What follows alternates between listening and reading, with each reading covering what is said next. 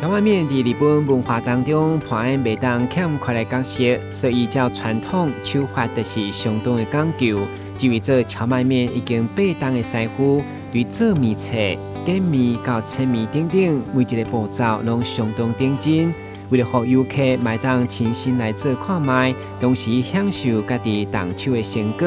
为伫土埔宵夜嘛有规划专门的体验课程。当然，若认为伫室内做荞麦面无够刺激，行出户外来到林木农产，也有莲藕采收。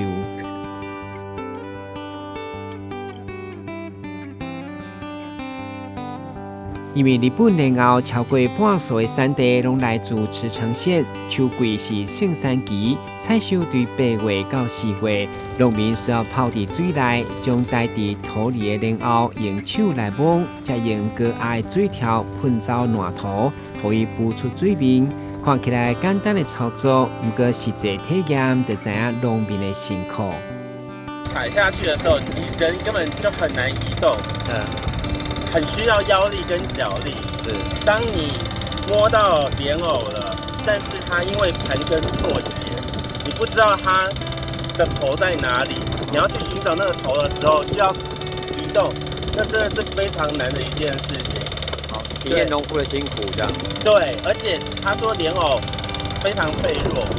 我们只是摸，然后再找。它可能就断掉了。做体验的民众除了感受采收的滋味，另外买当将辛苦收成的有机莲藕，直接就伫烘盘来烘，一款甜甜脆脆口感。美味しい。土埔是茨城县南部的核心城市，自古以来特别绿水青山为势，加上保存江户时代文化资产。无形当中，透过国家级的自行车道一一串联，民间嘛一步一步对无到有甲商业发展密切结合，吸引自行车相关的产业，处处拢当看见车友的身影，甚至诞生全日本第一座自行車飯店。ここプレイアトレ土浦は日本最大級のサイクリングリゾートをコンセプトに2019年に出来上がった施設でございます。こちらサイクルに特化した拠点施設ということで整備した経緯になりますが、もともとこちらはいわゆるショッピングセンターだったんですけれども、ここを拠点に全長180キロのサイクリングロードがある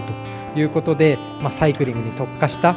拠点を整備することによって、地域の活性化振興につながるということをですね目的に全館をリニューアルをしまして2019年にオープンしたという経緯になります。土埔市甲台南伫推展农产、观光以及文化资产等各方面有啥亲像，所以嘛希望带动两市有更加侪交流。市の皆さん、土浦市の山口と言います。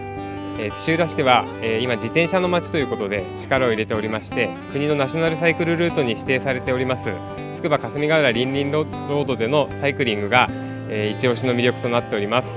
他にも花火やレンコンなど台南市と共通点も多いことですので、皆さんぜひ、土浦市に遊びに来てください。よろしくお願いします。